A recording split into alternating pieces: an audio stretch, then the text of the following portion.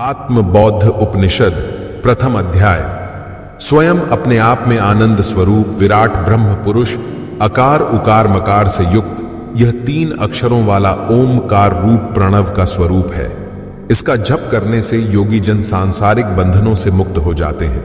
शंख चक्र एवं गदा को धारण करने वाले परमात्मा स्वरूप नारायण के लिए नमस्कार है। ओम नमो नारायणाय नामक इस मंत्र की उपासना करने वाला मनुष्य वैकुंठ धाम को प्राप्त करता है। जो यह हृदय रूपी कमल है वही ब्रह्मपुर है। केवल अकेला वही क्षेत्र विद्युत अथवा दीपक के सदृश प्रकाशमान होता है। देवकी पुत्र भगवान कृष्ण ब्राह्मणों का हित चाहने वाले हैं। वे मधुसूदन ब्राह्मणों को सदा हित करने वाले हैं। कमल के सदृश नेत्र वाले भगवान विष्णु ब्राह्मणों के शुभ चिंतक हैं तथा वे अविनाशी भगवान अच्युत ब्राह्मणों के प्रिय हैं। समस्त भूत प्राणियों में स्थित रहने वाले एकमात्र भगवान नारायण ही कारण रूप विराट पुरुष हैं। वे स्वयं ही कारण रहित हैं, पर ब्रह्म हैं। वे प्रणव रूप ओमकार स्वरूप हैं। इस प्रकार से भगवान विष्णु का चिंतन करने वाला शोक और मोह से मुक्त होकर कभी भी दुख को नहीं प्राप्त होता। वह द्वैत भेद बुद्धि वाला अद्वैत भेद रहित बुद्धि वाला हो जाता है। मृत्यु से वह भय रहित हो जाता है। जो भी व्यक्ति इस ब्रह्म में भेद देखता है वह बार बार मृत्यु को प्राप्त करता है। हृदय कमल के बीच में जो सर्वरूप चेतन है वह प्रज्ञान में प्रतिष्ठित है। यह लोक प्रज्ञा रूप नेत्र से युक्त है या प्रज्ञा से ही गतिशील है। सर्वत्र प्रज्ञा ने प्रतिष्ठा प्राप्त की है। अविनाशी ब्रह्म प्रज्ञान स्वरूप है। वह श्रेष्ठ ज्ञानी इस उत्कृष्ट ज्ञान संपन्न आत्मा के रूप में इस लोक से ऊर्ध्व गमन करके उच्च स्थान पर जाकर स्वर्गलोक में सर्व कामनाओं को प्राप्त करके अमर हो गया। जहां पर नित्य ज्योति स्थिर रहती है, जिस लोक में सभी प्राणियों की आत्मा के रूप में सेवा होती है, ऐसे उस अमर लोक में आप मुझे स्थान प्रदान करें।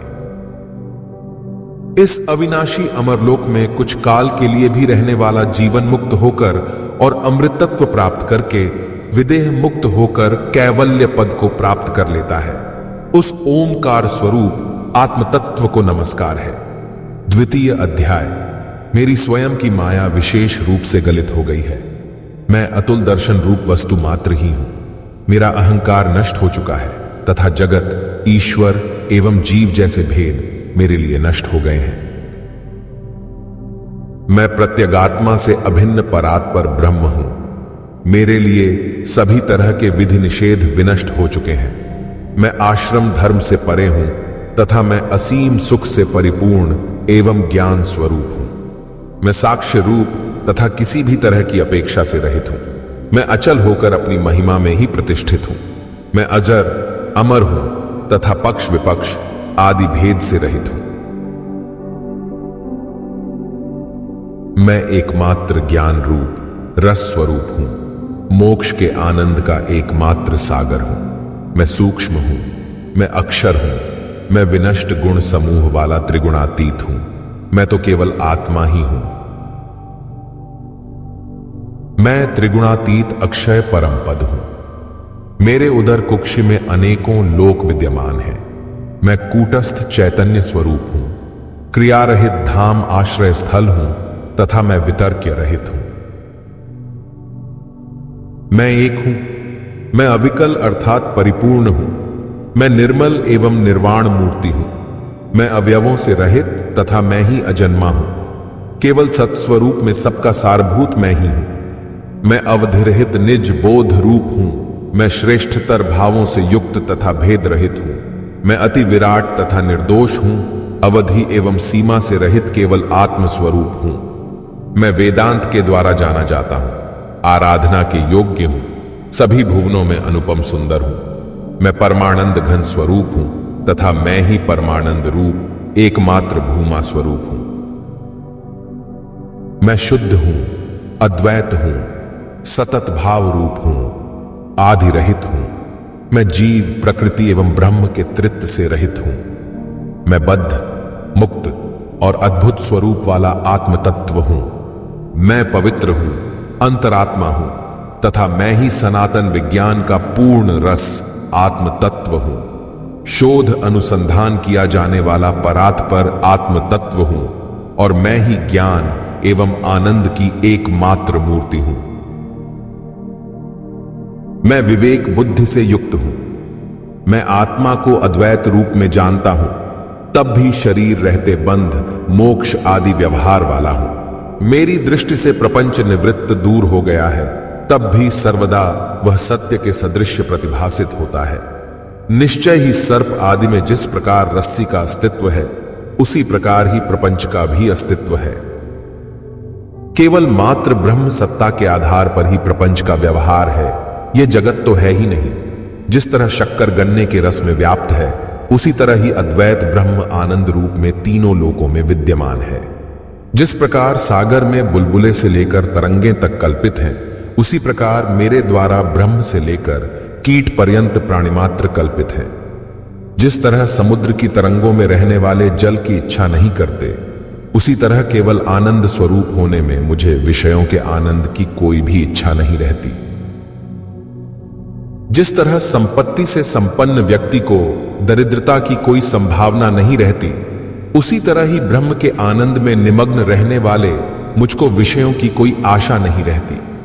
बुद्धिमान पुरुष जिस प्रकार विष और अमृत को देख करके विष का परित्याग कर देता है, उसी प्रकार मैं आत्मा को देख करके अनात्मा का परित्याग कर देता हूं। जैसे घड़े को प्रकाश देने वाला सूर्य घड़े के नष्ट होने से स्वयं नष्ट नहीं हो जाता, वैसे ही शरीर को प्रकाश देने वाला साक्षी परमात्मा शरीर के नष्ट होने पर भी नष्ट नहीं होता। न मेरे लिए कोई बंधन है और न ही मुक्ति, न मेरे लिए कोई शास्त्र है और न ही मेरा कोई गुरु। ये सब तो माया के विकास मात्र हैं, तथा मैं आत्मा माया से परे स्वयं अद्वैत रूप हूं। प्राण भले ही निकल जाएं और मन चाहे अपने धर्मों एवं कामनाओं से विनाश को प्राप्त हो जाए, परंतु आनंद एवं बुद्धि की पूर्णता के कारण मुझे कैसे दुख प्राप्त हो सकता है। मैं आत्मा को तो अनायास सहज ही जानता हूं, मेरा अज्ञान न मालूम कहां पलायन कर गया है। अब मेरा कर्तृत्व भाव बिल्कुल नष्ट हो गया है तथा मुझे कुछ भी करना शेष नहीं है। ब्राह्मण कुल, गोत्र, नाम की सुंदरता एवं जाति का अस्तित्व तो मात्र स्थूल शरीर में ही होता है। मैं तो स्थूल पदार्थों से बिल्कुल पृथक हूं। भूख, प्यास, अंधापन, बहरापन, काम, क्रोध आदि सभी तरह के धर्म लिंग आदि शरीर में स्थित रहते हैं। मैं तो इस लिंग शरीर से रहित हूं। मुझ में इनमें से कोई भी विकार नहीं है। जड़ता, प्रियता और आनंद मनाना आदि कारण शरीर के धर्म हैं। मैं तो नित्य और निर्विकार स्वरूप से युक्त हूं, अतः ये उपर्युक्त सभी मेरे धर्म नहीं है। जैसे उल्लू को सूर्य अंधकार युक्त दिखाई देता है, वैसे ही मूढ़ अज्ञानी मनुष्य को स्वयं प्रकाश स्वरूप परमानंद में अज्ञान दृष्टिगोचर होता है। जैसे बादलों के कारण चारों ओर से दृष्टि के रुक जाने से लोग समझने लगते हैं कि सूर्य नहीं है, वैसे ही मूढ़ता से आवृत प्राणी यह मान लेता है कि ब्रह्म है ही नहीं।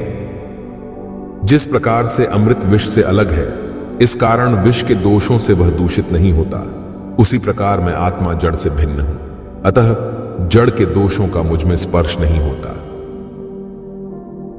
जैसे दीपकणिका अर्थात दीपक की छोटी सी ज्योति भी बहुत बड़े अंधकार को विनष्ट कर देती है, वैसे ही थोड़े से ज्ञान का प्रकाश भी घने अंधकार रूपी अज्ञान को विनष्ट कर देता है। जैसे रस्सी में तीनों कालों में कभी भी सर्प नहीं है, वैसे ही अहंकार से लेकर शरीर तक का संसार मेरे अंदर तीनों काल में नहीं है। मैं तो केवल अद्वैत रूप में ही हूं। मैं चैतन्य स्वरूप हूं, इसलिए मुझ में जड़ता नहीं है। मैं सत्य स्वरूप हूं, इस कारण मुझ में झूठ नहीं है। मैं आनंद स्वरूप हूं, आनंद स्वरूप होने के कारण मुझ में दुख नहीं है। ये सभी जगत प्रपंच तो केवल अज्ञान से ही प्रतिभासित होते हैं। इस आत्म प्रबोध उपनिषद का जो व्यक्ति कुछ क्षण भी उपासना साक्षात्कार प्राप्त कर लेता है, वह पुनः इस संसार में नहीं आता है। ऐसी यह उपनिषद है। ओम शांति विश्वम।